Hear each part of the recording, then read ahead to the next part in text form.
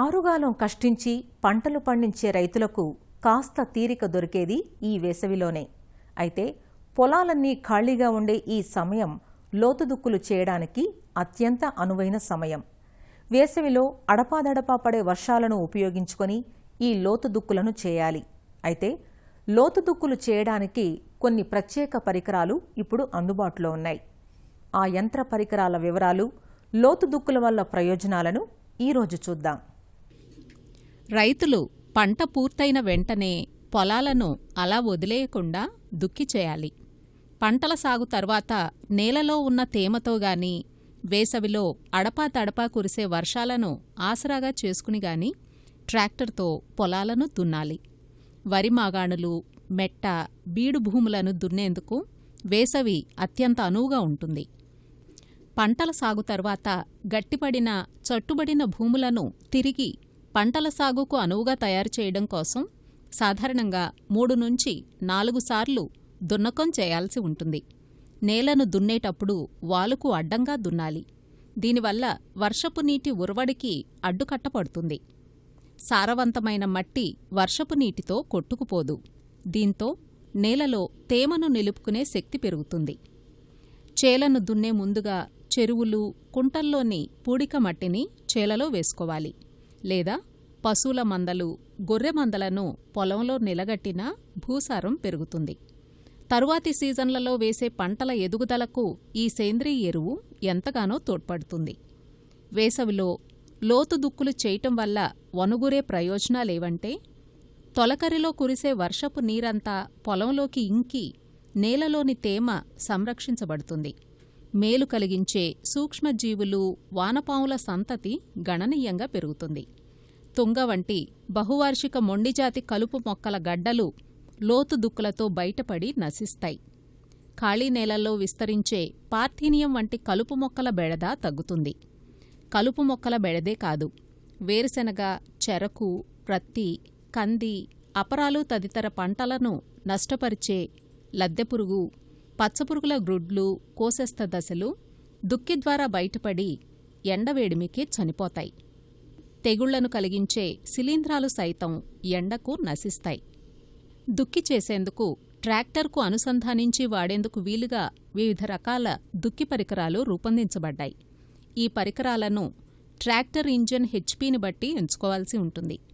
సాధారణంగా దుక్కులకు 35 నుంచి 55 horse power ట్రాక్టర్లను వాడుకోవచ్చంటారు నిపుణులు.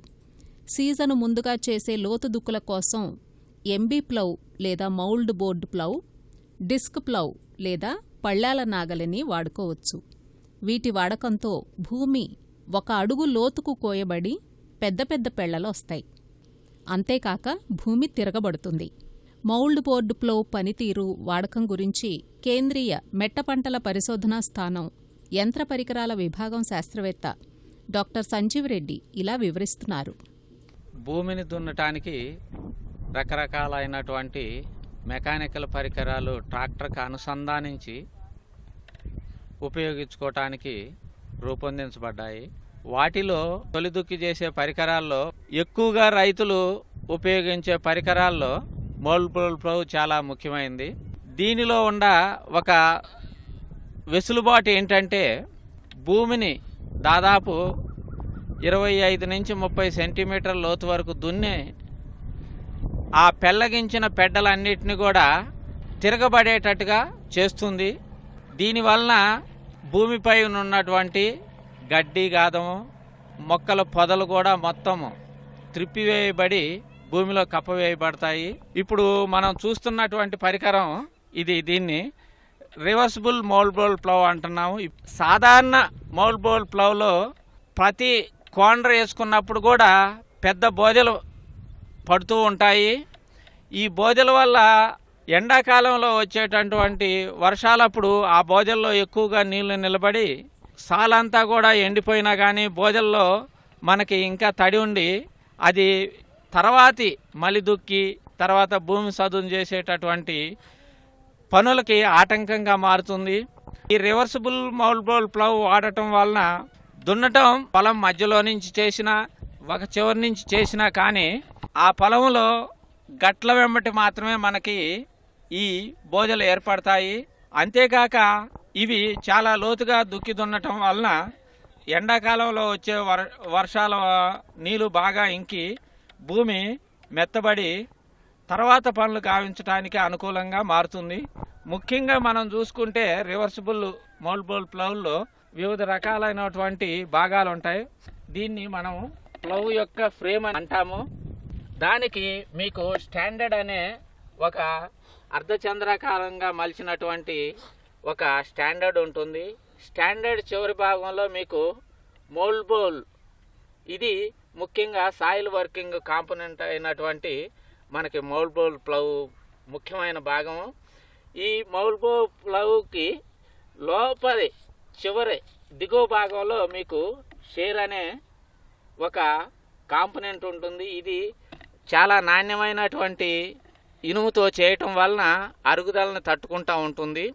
స్టాండర్డ్కి చిన్న షేర్ పిన్ అనేది ఉంటుంది. ఎందుకంటే ఇది ఎక్కువ లోతు దిగబడుతుంది కాబట్టి మనకి భూమిలో ఉన్నటువంటి పెద్ద పెద్ద రాళ్ళు, చెట్టు మొదళ్ళు ఇవి తట్టుకొని ఎక్కువ రెసిస్టెన్స్ని ప్లౌ మీద వస్తుంది కాబట్టి ప్లౌని సేఫ్ గార్డ్ చేయడానికి షేర్ పిన్ అనేది రక్షిస్తుంది. మోల్డబుల్ ప్లౌ వల్ల చాలా సాయిల్ నుంచి రెసిస్టెన్స్ ఫోర్స్ వస్తుంది కాబట్టి మనకి దాదాపుగా ఒక 55 హార్స్ పవర్ ట్రాక్టర్ అయితే 3 మోల్డబుల్ ప్లౌ బాటమ్స్ వరకు అమర్చుకోవచ్చు. ఇంకొక ఫ్రేమ్కి చేసినటువంటి ప్రధానమైన అటాచ్మెంట్ ఏంటంటే ఒక స్టాండర్డ్ బార్ ఉంటుంది. దానికి రంధ్రాలు చేయబడి ఉంటాయి. ఈ రంధ్రాల వలన ఏంటంటే మనకి ఉన్న ట్రాక్టర్ హార్స్ పవర్ దాన్ని బట్టేసి మనం నంబర్ ఆఫ్ బాటమ్స్ని ఎక్కువ చేయటం కానీ తక్కువ చేయటం కానీ చేసుకోవచ్చు.